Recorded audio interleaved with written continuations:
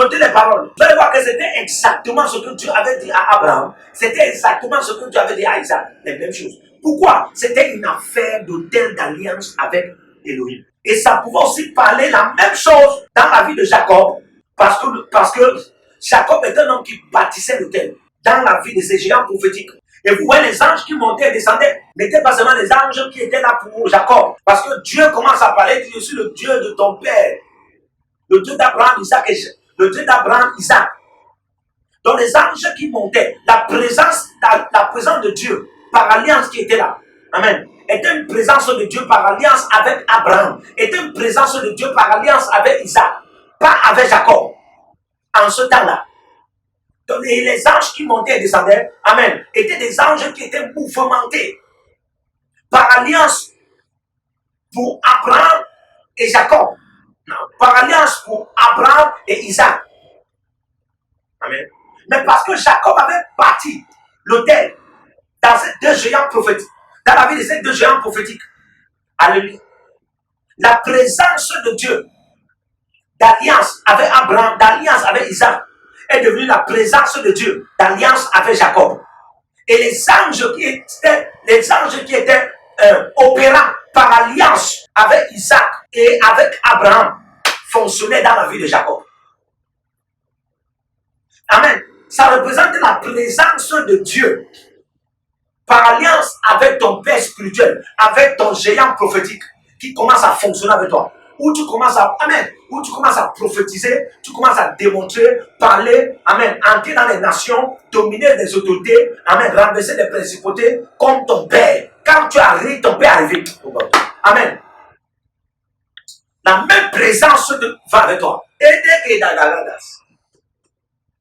Vous savez, quand l'ange vient dire à Gédéon, l'ange dit à Gédéon, va avec cette force que tu as.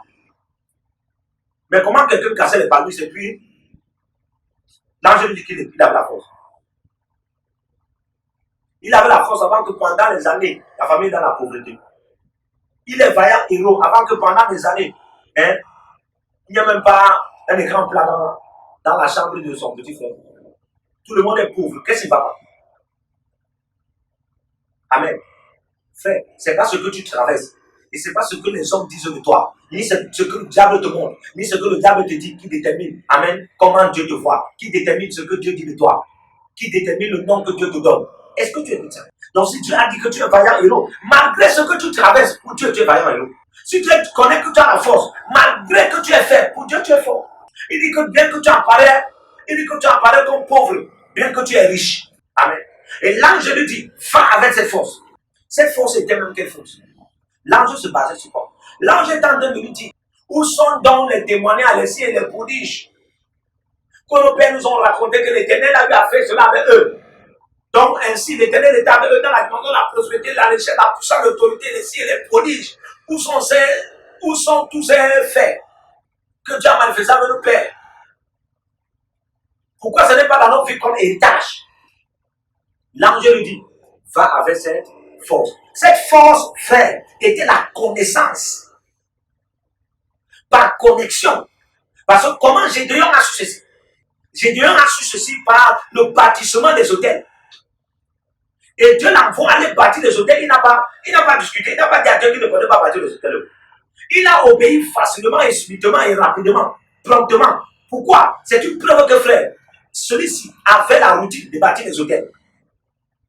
Amen. Il avait la routine de bâtir les autels. Dieu lui dit que tu vas détruire le faux, l'autel pire, qui est là-bas dans ta cour de ton père, et tu peux bâtir un autre autel. Il ne dit pas à son père, il ne dit pas à Dieu. Hein? Si mon père apprend, ou bien si les gens qui font ces choses-là avec mon père apprennent, il est parti parce qu'il avait l'habitude. Et l'ange lui dit, va avec cette force. Cette force est la connaissance qu'il en avait de ce que Dieu a fait avec les pères. Oh. Amen.